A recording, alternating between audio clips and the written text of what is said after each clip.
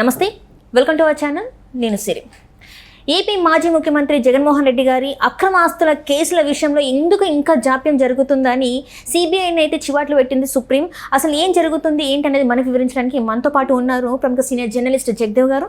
నమస్కారం సార్. నమస్తే సార్. ఇప్పుడు చూస్తుంటే ఇది సుప్రీం అయితే సిబిఐని చివాట్లు పెట్టినట్టు మనకి వార్తలు వస్తున్నాయి. ఎందుకు ఇంత జాప్యం జరుగుతుంది? ఏపీ మాజీ ముఖ్యమంత్రి జగన్మోహన్ రెడ్డి గారి అక్రమ ఆస్తుల కేసులో ఇంకా ఎందుకు ఒక్క అడుగు కూడా ముందు కదలలేదని చెప్పేసి అయితే అడగడం జరిగింది. ఏంటి అసలు ఏం జరుగుతుంది మరి నిజంగా? జస్టిస్ ఖన్నా గారి నేతృత్వంలో జరిగిన చర్చల్లో భాగంగా ఈ రీసెంట్గా ప్రస్తావనకు వచ్చింది. అది ఏంటంటే వాస్తవానికి రఘురామకృష్ణరాజు గారు ఒక పిటిషన్ వేశారు. ఇది ఇప్పుడు కాదు, ఆల్మోస్ట్ ఆల్ మన ఎన్నికలకి ఇంకా 3-4 నెలలు ఉన్నాయనుకున్నా ఇప్పుడు వేశారు. అప్పుడు కూడా వేస్తే అప్పుడు ఏమొచ్చిందంటే సుప్రీంకోర్టు ఇమ్మీడియట్గా మాకు ఎక్స్ప్లెనేషన్ ఇవ్వండి, సుమారుగా 10-12 ఏళ్ళుగా ఒక వ్యక్తి బెయిల్ మీద ఉండడం ఏంటి, ఆ వ్యక్తి మళ్ళీ రాజకీయాల్లో చాలామందిని ప్రభావితం చేసే స్థాయిగా ఒక ముఖ్యమంత్రిగా ఉండడం ఏమిటి, అంటే అన్ని రకాలుగా ఇది ఎంత కాలయాపన జరుగుతుంది, కారణం ఎక్కడ లోపం, అసలు ఈవెన్ హైకోర్టు తెలంగాణ హైకోర్టుకి ఎక్స్ప్లెనేషన్ అడిగారు, అలాగే సిబిఐ కోర్టు కూడా ఎక్స్ప్లెనేషన్ అడిగిందట సుప్రీంకోర్టు రఘురామకృష్ణరాజు గారు వేసిన ఆ పిటిషన్కి. సో అప్పట్లో రఘురామకృష్ణరాజు గారు ఇది చాలా కాలయాపన జరుగుతోంది, దీంట్లో ఒక కొలిక్కి తీసుకురండి, అక్రమాస్తుల కేసు, క్విడ్ ప్రోకో లాంటి కేసులు నడుస్తున్న నేపథ్యంలో ఇప్పటికే ఎన్ఫోర్స్మెంట్ డైరెక్టరేట్ ఈడీ కానీ సిబిఐ కానీ కొన్ని ఛార్జ్షీట్లు దాఖలు చేసింది. ఈడీ అయితే 38,000 కోట్ల వరకు ఆ ఛార్జ్షీట్లో జప్తు చేయడం కోసం ఈడీ అటాచ్ చేసింది. సో వీటన్నిటినీ ఇంకా ఎందుకు ఏ విషయం తేల్చట్లేదు, ఇప్పటికీ కూడా ఆయన ముద్దాయిగా తేల్చలేదు, కేసులు ఎదుర్కొంటూనే ఉన్నారు. ఆయన సుమారుగా 18 నెలలో 16 నెలలో రిమాండ్లో ఉన్నారు. ఇన్ని జరిగినా కూడా ఆయన ఇది చేశారు, ఇది కరెక్టు, ఆయన లేదంటే ఆయనకి శిక్ష ఖరారు అయింది, లేదంటే ఇంత జరిమానా విధించారు అనే దానికి ఇంతవరకు రాలేదు. ఆ విషయం మర్చిపోయారు చాలామంది. ఇది మరోవైపు ఎలాగో వెళ్తుందంటే జనాల్లోకి కక్ష సాధింపుగానే చేస్తున్నారు అంటున్నారు తప్ప వీళ్ళు గతంలో చేసిన తప్పుల్ని ఒప్పుగా చూపించే ప్రయత్నం చేస్తున్నారు. తప్పుల్ని తప్పుగా కాకుండా మనం చాలా సందర్భాల్లో మాట్లాడుకున్నట్టుగా పిడికిలి బిగించి న్యాయమే గెలుస్తుంది, దేవుడు ఉన్నాడు, ఇట్లాంటి మాట్లాడుతున్నారు. కడిగిన ముత్యంలా తిరిగి వస్తాననేది చెప్తున్నారు. ఇప్పుడు గత 5 ఏళ్లలో జగన్మోహన్ రెడ్డి గారి ప్రభుత్వంలో చేసిన చాలామంది కొన్ని పనులకి ఇప్పుడు కూటమి ప్రభుత్వం ఒకవేళ కేసులు బనాయించే ప్రయత్నం చేస్తే కక్ష సాధింపు అంటున్నారు ఇమీడియట్గా. వాళ్ళు చేసినవన్నీ మర్చిపోయారు అనుకుంటున్నారో ఏంటో, మరి ప్రజలైతే మర్చిపోరు, కాకపోతే ఎవరు గొంతెత్తి అడిగే ప్రయత్నం చెయ్యరు అంతే. అయితే ఈ సిబిఐ వ్యవహారము, ఈ క్విడ్ ప్రోకో వ్యవహారము, అక్రమాస్తుల వ్యవహారము ఇది ఎప్పటి నుంచో నడుస్తుంది. దీనికి స్వర్గీయ మాజీ ముఖ్యమంత్రి రాజశేఖర రెడ్డి గారి పేరు కూడా అందులో చేర్చబడింది కొంతమంది వేసిన పిటిషన్స్ వల్ల.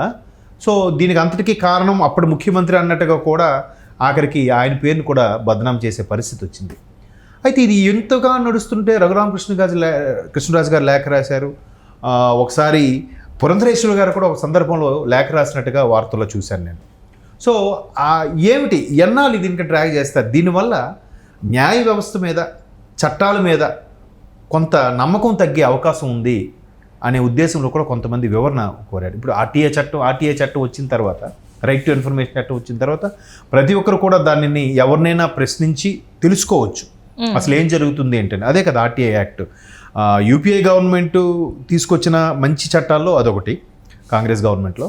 సో ఆర్టీఐ చట్టం ద్వారా కూడా తెలుసుకోవచ్చు. మొత్తం మీద రఘురామకృష్ణరాజు గారు ఒక పిటిషన్ వేసి అట్లీస్ట్ ఇక్కడ సరిగ్గా తేల్చకపోతే పక్క రాష్ట్రానికైనా బదిలీ చేయండి, అటు మద్రాస్ హైకోర్టుకి కానీ, లేదా ముంబై హైకోర్టుకి కానీ, అటు బెంగళూరు హైకోర్టు, చుట్టుపక్కల ఉన్న రాష్ట్రాలు ఏదైనా తరలింపు చేస్తే ఏదైనా కొలిక్కి రావచ్చు అన్నట్టు కూడా ఒక పిటిషన్ వేశారు.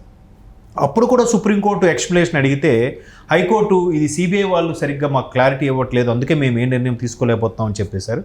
బట్ సిబిఐ కోర్టు వాళ్ళు అక్కడున్న సుపీరియర్స్ వాళ్ళు చెప్పే ఎక్స్ప్లెనేషన్ ఏంటంటే, మేము దీని గురించి సుదీర్ఘంగా చర్చలు జరిగి అన్నీ ఎక్స్ప్లెయిన్ చేసి న్యాయమూర్తికి వివరించేసరికి మొదటి నుంచి అన్నీ ఎక్స్ప్లెయిన్ చేసి ఈ విషయంలో ఇది ఉంది, కూడా అక్రమాస్తుల కేసులు ఇలా ఉన్నాయి, ఇట్లా ఉంది, ఈ ఛార్జ్షీట్లు, ఈ సెక్షన్లు పొందుపరిచామని చెప్తే వాళ్ళు ఈలోగా అక్కడ కాలం సరిపోక, కాలం నిడివి తక్కువ ఉండడం వల్ల, లేదంటే వాయిదాల మీద వాయిదాలు తీసుకోవడం వల్ల, లేదంటే ఎవరైతే అక్యూజ్డ్ ఉన్నారో వాళ్ళు రాలేదనో, లేదా లాయర్ గారు లేరనో, లేదంటే విదేశాలకు వెళ్ళారనో, రకరకాల రీజన్స్తో, లేదంటే నేను ఎన్నికల్లో పోటీ చేస్తున్నాను, కీలకమైన పదవులు ఉన్నాను, ఒక ముఖ్యమంత్రిగా ఉన్నానని చెప్పి రకరకాల రీజన్స్తో డ్రాగన్ చేస్తూ వాయిదాలు తీసుకుని రావడం వల్ల ఇది ఒక 2-3 ఏళ్ళు అయ్యేసరికి అక్కడున్న న్యాయమూర్తి మళ్ళీ మారిపోతున్నారు. న్యాయమూర్తి మారిపోవడం వల్ల ఏమైంది, మళ్ళీ మొదటి నుంచి రెడ్డి వచ్చాడు మొదలెట్టండి సామెత చెప్పినట్టుగా మళ్ళీ మొదటి నుంచి రావడం ఇలా అవుతుంది. కాబట్టి సిబిఐ కోర్టే ఆల్రెడీ ఒక విన్నపం అయితే చెప్పింది సుప్రీంకోర్టుకి గతంలోనే, మీరు దీని మీద ఒక సెపరేట్గా ఒక కమిటీ వేయండి, లేదా ఒక సెపరేట్గా ఒక జస్టిస్ని అపాయింట్ చేయండి ఈ కేసు వరకు. సో అది కంప్లీట్ అయ్యే వరకు ఆ జడ్జిని అక్కడ నుంచి కదలడానికి వీలు లేకుండా, సో ఆయన నేతృత్వంలోనే అంత. ఇప్పుడు చూసారా కమిటీస్ వేస్తుంటారు, శ్రీకృష్ణ కమిటీ, ఇప్పుడు అలాగే జస్టిస్ మన మేడిగడ్డకు సంబంధించి కూడా ఒక కమిటీ వేశారు. అట్లా ఒక కమిటీ జస్టిస్ నేతృత్వంలో వేసినట్టుగా ఇక్కడ కూడా వేసి ఆ కేసు పూర్తి అయ్యే వరకు అక్కడ నుంచి ఆ న్యాయమూర్తిని కదల్చకుండా ఆ న్యాయమూర్తి సరైన నిర్ణయం తీసుకునేలాగే ఉంచేలాగా ఒక కమిషన్ లాగా, ఒక సెపరేట్ స్పెషల్ కోర్టు లాగా వేయమని సిబిఐ ఇప్పటికే సుప్రీంకోర్టుకి సూచనప్రాయంగా రిక్వెస్ట్ చేసింది. బట్ మరలా రఘురామకృష్ణరాజు గారు ఇది ఏమైంది ఇంతవరకు మేము ఇచ్చిన దానికి మాకు ఒక క్లారిటీ ఇవ్వలేదు. ఈయన పెట్టిన లెటర్కి సుప్రీంకోర్టు గతంలోనే హైకోర్టుకి సిబిఐ కోర్టుకి ఆర్డర్స్ పాస్ చేసింది, ఏం జరిగింది ఎంతవరకు వచ్చిందో మాకు తెలియజెప్పండి అని. బట్ వాళ్ళు చెప్పేశారు, బట్ సుప్రీంకోర్టు ఇక్కడ వీళ్ళకి వివరణ ఇచ్చిందో లేదో తెలియదు. మరలా ఈయన దాని మీద అప్రోచ్ అవ్వడం, ఎందుకు అసలు ఎంత కాలయాపన చేస్తున్నారు అనే విధంగా మేము ఆల్రెడీ చెప్పాము, దాని మీద ఏదో సజెషన్ తీసుకుని సీరియస్గా చేయాలి. కానీ ఉన్నత న్యాయస్థానం ఇచ్చిన ఆజ్ఞలు కూడా మీరు పెడచెవిన పెట్టడం ఎంతవరకు కరెక్ట్ అనే ఉద్దేశంలో చాలా సీరియస్ అయిందంట. అయితే ఇప్పుడు మరలా సిబిఐ కోర్టు వాళ్ళు చెప్పే విన్నపాలు ఏంటంటే, వాళ్ళు మొత్తం ఏంటేంటి ఏ వాయిదాకి ఎప్పుడు వచ్చారు ఏంటి అన్ని టైప్ చేసి పెట్టుకుంటారు. కాబట్టి అందులో చూస్తే అటువైపు కేసులు జగన్మోహన్ రెడ్డి గారి వైపు ఏవైతే కేసులు వాదించే వాళ్ళు ఉన్నారో వాళ్ళు కోర్టు ఇచ్చే తీర్పులు కూడా, కోర్టు ఇచ్చే డెసిషన్స్ కూడా తప్పుగా ఉన్నాయి, ఇవి పూర్తిగా కరెక్ట్ కాదు అనేలాగా కూడా ఉన్నాయంట. అంటే ఎదుటి వాళ్ళని కూడా కన్విన్స్ చేసేలాగా. అంటే ఇప్పుడు మా ముఖ్యమంత్రిగా ఉన్నారండి ఆయన, ఇలాంటి టైంలో మీరు ఎట్లా అయితే ఎలా సార్, అతని మీద ఎంతమంది నమ్మకం పెట్టుకున్నారు, ఎంతమందికి ఇన్ఫ్లుయెన్స్గా ఉన్నాడు ఆయన, ఎంతమంది ప్రభావితం అవుతారు, మీరు ఇటువంటి నిర్ణయం తీసుకోవడం వల్ల ఏమవుతుంది అని ఏదో మీరు ఇలా సడన్గా ఇలా డెసిషన్ ఇచ్చేస్తే ఆయన మీద ఎంతోమంది ఆశ పెట్టుకున్న వాళ్ళు, లేదా ఆయన ఆరాధ్య దైవంగా భావించే వాళ్ళు ఏమవుతారు అనే విధంగానో, లేదా వేరే ఇతర కారణాలు చెప్పో మీరిచ్చేది కరెక్ట్ కాదు అనేలాగా కోర్టులు కూడా తీర్పులు తప్పు అనేలా కూడా వాదిస్తున్నారంట ఈయన తరపు లాయర్లు. సో అంటే సిబిఐ దగ్గర అన్ని అస్త్రాలు ఉన్నాయి, మీ దగ్గర అన్ని అస్త్రాలు ఉన్నాయి, అన్ని పక్కాగా సాక్ష్యాలు ఉన్నా కూడా మీరు ఎందుకు చేయలేకపోతున్నారని సుప్రీంకోర్టు సీరియస్ అయిన దానికి మరి వాళ్ళకు రకరకాల రీజన్స్ చెప్పి దీనికి కూడా ఈ న్యాయమూర్తులు చెప్పేదాన్ని తప్పు అనేలాగా వాదించే పరిస్థితిలో ఉంటుంది, దీన్ని మేము ఎటువంటి చర్యలు తీసుకోవాలన్నట్టుగా వీళ్ళు చెప్తున్నారు.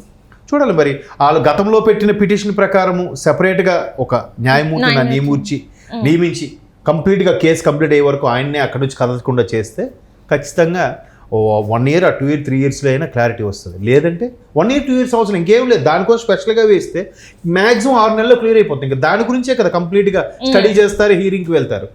ఇంకా వేరే చూసారనుకోండి, మళ్ళీ ఈ కేసు ఉంది, ఆ కేసు ఉంది, పలానా తేదీలో ఆ రోజుకి ఎన్ని కేసులు ఉన్నాయి, ఒక 5-6 ఉన్నాయి, సో మనకు వినడానికి టైం ఉండదు, ఇది వద్దు, నెక్స్ట్ డేట్ అని పోస్ట్ పోన్ చేస్తారు.